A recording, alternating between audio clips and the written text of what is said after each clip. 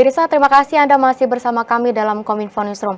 MotoGP Pertamina Grand Prix of Indonesia 2023 siap digelar kembali di sirkuit internasional Pertamina Mandalika, Nusa Tenggara Barat, yakni pada tanggal 13 hingga 15 Oktober mendatang. Acara ini juga akan menjadi momentum yang ditunggu-tunggu, di mana dalam dunia balap motor tanah air. MotoGP Pertamina Grand Prix of Indonesia 2023 siap digelar kembali di Pertamina Mandalika Street Circuit Internasional Lombok, NTB pada tanggal 13 hingga 15 Oktober 2023. Hal ini ditandai dengan pengibaran bendera Star secara bersamaan dan penyerahan simbolis kerjasama PT Pertamina dengan PT Pengembangan Pariwisata Indonesia di kantor Kementerian BUMN. Menteri BUMN Erick Thohir menyampaikan harapannya agar kawasan ekonomi khusus Mandalika harus memberikan manfaat yang besar bagi masyarakat. Kegiatan olahraga nasional memang kan sudah ada payung yang disepakati waktu itu antara BUMN dan Kemenpora, yaitu kita mendorong yang namanya pembiayaan beberapa event kompetisi di olahraga Indonesia. Nah, khususnya buat Mandalika ini juga sejak awal penuh yang diminta ada terobosan agar ini ada pembangunan di kawasan Mandalika. Nah, hari ini kita bisa lihat bagaimana pembangunan Mandalika ini terus berlanjut. Artinya apa? Bahwa ini keberlanjutan yang kita harapkan seperti cita-cita yang waktu itu disepakati oleh pemerintah pusat dan daerah, bahwa Mandalika ini ada keunikan, yaitu menjadi kawasan ekonomi khusus para wisata untuk entertainment dan olahraga. Di kesempatan yang sama, Direktur Keuangan Pertamina Emma Sri Martini menjelaskan bahwa penyerahan kerjasama tersebut sebagai bentuk dukungan Pertamina dalam ajang penyelenggaraan MotoGP dan Asia Road Racing Championship yang juga merupakan kolaborasi antar BUMN. Pertamina menjadi motor pertumbuhan ekonomi melalui event-event tersebut, sehingga dapat memberikan dampak positif bagi perkembangan infrastruktur di kawasan Indonesia bagian timur. Pertamina dalam hal ini sangat mendukung sekali kegiatan MotoGP dan juga Asia Road Racing. Asia Road Racing akan diselenggarakan di 11-13 Agustus, kemudian MotoGP di tanggal 13-15 Oktober. Pertamina kenapa sangat mendukung kegiatan ini? Pertama, satu, ini kolaborasi antar BUMN yang sangat baik gitu ya. Dengan menggerakkan kegiatan event-event seperti ini, itu pertumbuhan infrastruktur di sekitar kawasan akan bertumbuh dan berkembang. Dan tentunya itu akan meningkatkan perekonomian di sekitar daerah, menumbuhkan pertumbuhan ekonomi UMKM masyarakat sekitar, sehingga banyak kegiatan dan kegiatan ekonomi akan berkembang dengan adanya event-event tersebut. Kita juga menghimbau, ayo masyarakat Indonesia, kita ramaikan dan sukseskan acara-acara ini, karena dengan event ini nama Indonesia menjadi membahana di seluruh dunia gitu ya, karena ini event internasional yang sangat bergengsi dan tentunya ini akan menjadi kebanggaan bagi kita semua di Indonesia dan khususnya kita semua di lingkungan BUMN dan Kementerian BUMN. Hal senada disampaikan oleh Direktur Utama Injourney, Doni Oskaria, berharap sinergi ini dapat memberikan dampak ekonomi hingga 3,5 triliun rupiah dari penyelenggaraan MotoGP 2023. Kita harapkan juga tentunya ini akan memberikan dampak yang luar biasa bagi kita, terutama sekali bagi Nusa Tenggara Barat dan Lombok dan Mandalika khususnya. Untuk yang event kita yang pertama, kita memberikan dampak kurang lebih 3,57 triliun dan kita harapkan nanti penyelenggaraan ini jauh lebih sukses lagi. Pemirsa, Indonesia dalam waktu dekat ini bersiap menjadi tuan rumah dua ajang olahraga berskala internasional, yakni kejuaraan dunia bola basket FIBA dan Piala Dunia U17. Pemerintah melalui Kemenparekraf akan menyediakan sejumlah paket wisata dalam menyambut dua perhelatan olahraga tersebut. Dalam rangka menyambut di ajang olahraga berskala internasional yang akan digelar di Indonesia pada waktu dekat ini, meliputi kejuaraan dunia bola basket FIBA dan Piala Dunia FIFA U17.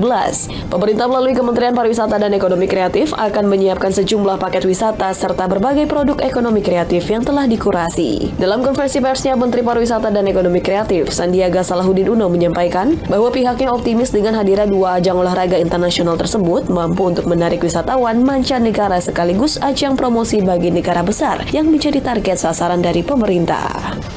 Prinsipnya semua destinasi wisata kita akan pastikan siap dan juga produk-produk ekonomi kreatif yang sudah terkurasi.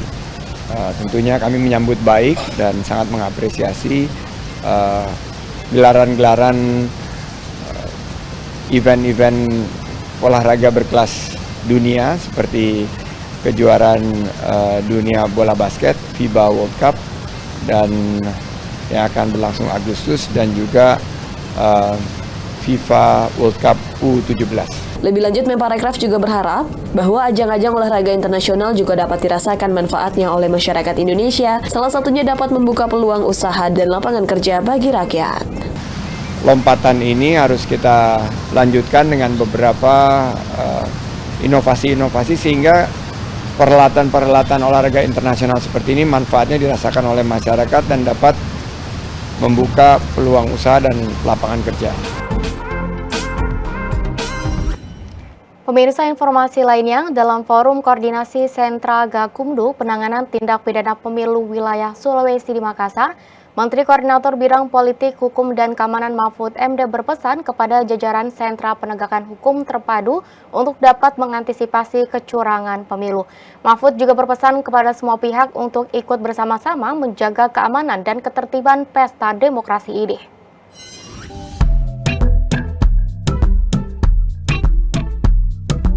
Menteri Koordinator Bidang Politik, Hukum, dan Keamanan Mahfud MD menekan para aparat penegak hukum untuk terus berkoordinasi tanpa menunggu adanya tindak pidana pemilihan umum.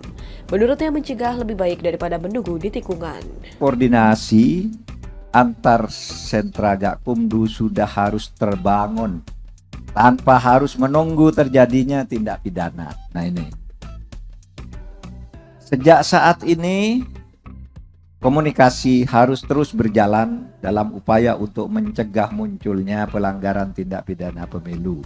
Pencegahan tindak pidana harus juga dikedepankan layaknya semangat untuk melakukan penegakan hukum tindak pidana pemilu itu sendiri. Penegakan hukum pemilu merupakan salah satu aspek penting yang harus diperhatikan dalam setiap penyelenggaraan pemilu. Sejak pelaksanaan pemilu tahun 1999 hingga 2019, masih ditemukan persoalan fundamental maupun persoalan teknis terkait dengan sistem penegak hukum pemilu yang harus diperhatikan. Pada pemilu 2019 misalnya, Bawaslu mencatat terdapat 361 putusan tindak pidana terkait dengan pemilu.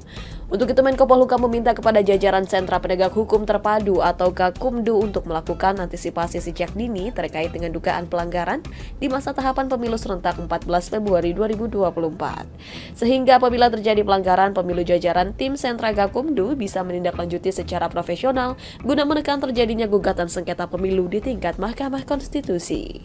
Menko Polhukam meminta agar seluruh anggota Sentra Gakumdu dan stakeholder untuk menggencarkan literasi politik dan partisipasi masyarakat untuk menjaga pemilu berintegritas serta mengajak semua pihak untuk ikut bersama-sama menjaga keamanan dan ketertiban pesta demokrasi, mengingat tahapan pemilu sudah dimulai. Untuk itu, gencarkan literasi politik dan partisipasi masyarakat seluas-luasnya untuk menjaga pemilu yang berintegritas dan pemilu yang berkualitas. Karena partisipasi masyarakat ini akan mempermudah tugas sentra Gakumdu ke depan. Akhirnya, saya ingin tegaskan lagi bahwa penegakan hukum pemilu perlu dilakukan secara hati-hati agar tidak menimbulkan kegaduhan di masyarakat. Pemirsa, usai jeda, Kominfo Newsroom akan mengulas mengenai pencanangan Sulawesi Tengah sebagai negeri 1000 megalit bersama rekan kami Bilqis Sabila sesaat lagi. Tetaplah bersama kami.